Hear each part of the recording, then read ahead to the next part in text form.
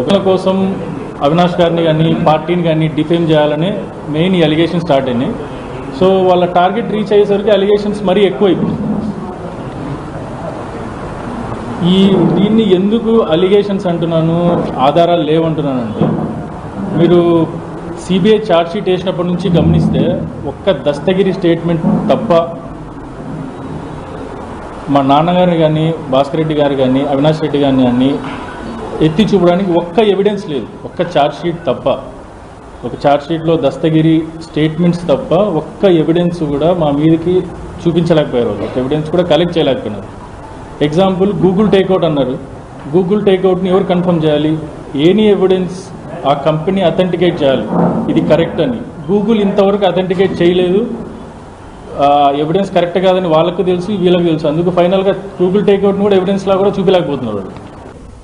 ఇది ముందే ఒప్పందం అన్నమాట. అంటే దస్తగిరిని అప్రూవల్ చేయాలనేది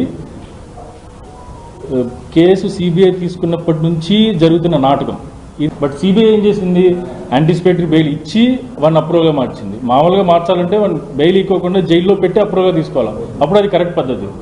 సో దీన్ని బట్టి క్లియర్గా తెలుస్తుంది CBI Dastagiri hand in glove. ముందే వాటితో మాట్లాడుకొని నీకు బెయిల్ ఇప్పిస్తాము, నువ్వు కేసు అయిపోయిన వరకు బయటే ఉండొచ్చు, నేను అప్రూవల్గా మారుతాము, తర్వాత శిక్ష కూడా పడము, నేనేం చెప్తే మీరు వినాలి అనేది.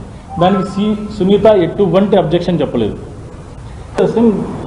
చంద్రబాబు నాయుడు ఒక ప్రెస్ మీట్ పెట్టారు. ఈ మర్డర్ జరిగిన రోజే పెద్ద ప్రెస్ మీట్ పెట్టి క్లియర్గా చెప్పాడు. అంటే ఇది చేసింది బయట వాళ్ళు కాదు, ఇంట్లో వాళ్ళే చేశారు. ఎందుకంటే బయట వాళ్ళు వచ్చి చేసినట్లు ఆధారాలు లేవు. సేమ్ ఆయన ఎలా చెప్పారు, సిట్ నివేదిక కూడా అలాగే ఉంది. ఇంత ఓపెన్గా క్లూస్ టీమ్ వాళ్ళు బయట జనాలు వచ్చి బద్దలు కొట్టుకొని లోపలికి వచ్చినారని ఎవిడెన్స్ పక్కన పెట్టేసి చూడకుండా క్లియర్గా లోపల వాళ్ళే చేసినారు అని చెప్పడానికి ఓ పెద్ద బూటకం నాటకం స్టార్ట్ అయింది. అప్పుడే స్టార్ట్ అయింది. అప్పుడైతే ఏ నాటకం స్టార్ట్ అయిందో సిబిఐ వాళ్ళ దగ్గర అదే కంటిన్యూ అయిపోయింది. దానికి తగ్గట్టు దస్తగిరి అనే వ్యక్తిని వాడుకోవడము, దానికి ఒక స్టోరీ క్రియేట్ చేయడము, లోపల ఎవరో వ్యక్తి ఉన్నట్లు, ఏవన్ ఎర్రగంగిరెడ్డి లోపల ఉన్నాడు, మేము బయట ఉన్నాము, మేము వస్తేనే తలుపు తీసినాడు. క్లియర్గా తలుపు బద్దలు కొట్టుకుని లోపలికి వచ్చిన ఎవిడెన్స్ ఉంది. సో దస్తగిరి స్టేట్మెంట్లో ఇచ్చిన ప్రతి పాయింట్ ఫాల్స్. నేను స్టేట్మెంట్ దాటి మాట్లాడుకోలేదు అంటే వేరే ఎవిడెన్సే లేదు. ఇది ఒక్కటే ఎవిడెన్స్ మా మీదకి చూపించడానికి, మేము చేసినామని చెప్పడానికి వాళ్ళ దగ్గర ఉన్న ఏకైక ఎవిడెన్స్. ఆ ఎవిడెన్స్లో ఎన్ని తప్పులు ఉన్నాయని ఫస్ట్ అంతే ఒక ఎవిడెన్స్. వేలి ముద్రలు దొరికినాయి. ఇంతవరకు ఆ 5,000 ముద్రలు ఈ అక్యూజ్డ్ A1 to A4కి ఎవరికి మ్యాచ్ అవ్వాలా, మిగతా అక్యూజ్డ్కి మ్యాచ్ అవ్వాలా, ఆ సీన్ ఆఫ్ క్రైమ్లో ఉన్న వాళ్ళకి మ్యాచ్ అవ్వాలా. టోటల్లీ అనుమానాస్పద 1,000 ముద్రలు 5 ఎవరో ఇప్పటివరకు సిబిఐ చెప్పాల. సో ఇవన్నీ చూస్తుంటే అసలు లోపల డోర్ తీయలేదంటే ఎర్రగంగిరెడ్డి ఉన్నారో లేదో డౌట్ వస్తుంది. ఎర్రగంగిరెడ్డి ఇక్కడ నుంచి ఇంటి వరకు నడుచుకుంటూ పోయినాడంటే సీసీటీవీ ఫుటేజ్ రికార్డ్ అవ్వలేదంటే అసలు ఎర్రగంగిరెడ్డి సీన్ ఆఫ్ క్రైమ్కి వచ్చినాడా లేదా అనే డౌట్ వస్తుంది. ఒకవేళ వచ్చింటే ఈయన 7 ముద్రలు కాకుండా మిగిలిన 5,000 ముద్రలు ఎవరికి అంటే ఎర్రగంగిరెడ్డి కాకుండా ఇంకా ఎవరైనా ఉన్నారా? వాళ్ళ 1,000 ముద్రలు ఎందుకు, దాని గురించి అసలు సిబిఐ వాళ్ళు మాట్లాడలేదు. 1,000 ముద్రలు ఎందుకు ఇన్వెస్టిగేట్ చేయలేదు? సెటిల్మెంట్లో రూపాయి డబ్బులు రాలేదు అని సిబిఐ నిర్ధారించింది. ల్యాండ్ సెటిల్మెంట్ వల్ల దానికోసం హత్య జరగలేదని సిబిఐ నిర్ధారించింది. అసలు ఏంటి డాక్యుమెంట్స్ అంటే నార్మల్గా అంటే అలిగేషన్స్ కాదు, జస్ట్ సిబిఐ స్టేట్మెంట్స్ రికార్డ్ చేసినప్పుడు వివేకానంద రెడ్డి గారి సెకండ్ వైఫ్ షమీము ఆ స్టేట్మెంట్లో చాలా క్లియర్గా చెప్పారు.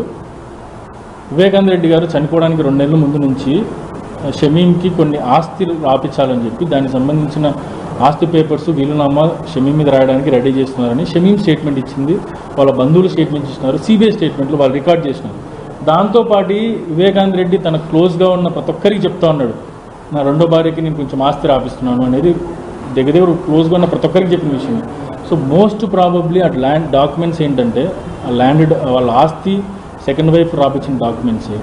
ఆ డాక్యుమెంట్స్ దొంగిలించాల్సిన అవసరం ఎవరికి ఉంటుంది? ఒక్కసారి ఆలోచిస్తే ల్యాండ్ డాక్యుమెంట్స్ దొంగిలించాల్సిన అవసరము ఒక్క ఫ్యామిలీ మెంబర్స్కి, సునీతకి, రాజశేఖర రెడ్డికి తప్ప, నరేంద్ర రాజశేఖర రెడ్డి తప్ప ఎవరికి ఉండదు. వేరే శక్తికి అసలు దొంగిలించాల్సిన అవసరమే లేదు.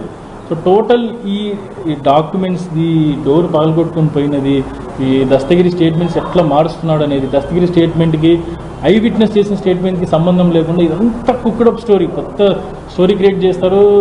దాని మీద సిబిఐ ఛార్జ్షీట్ వేయడమే బూత్, దాని మీద మళ్ళీ సింపతి గెయిన్ చేయడానికి అదే అదే పదాలు వాడి వాడి వాడి జనాల మైండ్లో ఒక ఏదో ఘోరం చేశాడు, క్రూరం చేశాడనే మైండ్ క్రియేట్ చేస్తున్నారు. దస్తగిరి ఇచ్చిన స్టేట్మెంట్స్, సిబిఐ వాళ్ళే కలెక్ట్ చేసిన ఎవిడెన్స్ పూర్తిగా విరుద్ధం. ఐ విట్నెస్ చెప్పిన స్టేట్మెంట్, దస్తగిరి ఇచ్చిన స్టేట్మెంట్ దానికి సంబంధం లే. దస్తగిరే ఒకసారి చెప్పిన స్టేట్మెంట్కి తర్వాత చెప్పిన స్టేట్మెంట్ సంబంధం లేదు. ఎన్ని మార్చాడంటే, ఫస్ట్ ఇంటికి పోయినది తప్పు చెప్పినాడు, ఇంట్లో నుంచి బయటికి ఎలా వచ్చినది తప్పు చెప్పినాడు. డాక్యుమెంట్స్ ఏంటంటే బయటికి వచ్చిన డాక్యుమెంట్స్ ఫస్ట్ ఏమో డాక్యుమెంట్స్ గురించి తెలియదు, రౌండ్ సీల్ వేసిన తర్వాత ఏమో క్లియర్గా సిబిఐ వాళ్ళు ప్రాంప్ట్ చేశారో లేదంటే సునీత 2 నెలలు కూర్చోబెట్టి ప్రాంప్ట్ చేసిందో క్లియర్గా చెప్తాడు. మళ్ళీ డాక్యుమెంట్స్ అవి కాదు, ల్యాండ్ సెటిల్మెంట్. ఎందుకంటే ల్యాండ్ సెటిల్మెంట్ మీద దోచేస్తే ఆ డాక్యుమెంట్స్ పక్కకి వెళ్ళిపోతుంది. డాక్యుమెంట్స్ ఒరిజినల్గా డాక్యుమెంట్స్ ఏదంటే ఆస్తి డాక్యుమెంట్స్ అవి బయటికి రాకూడదు.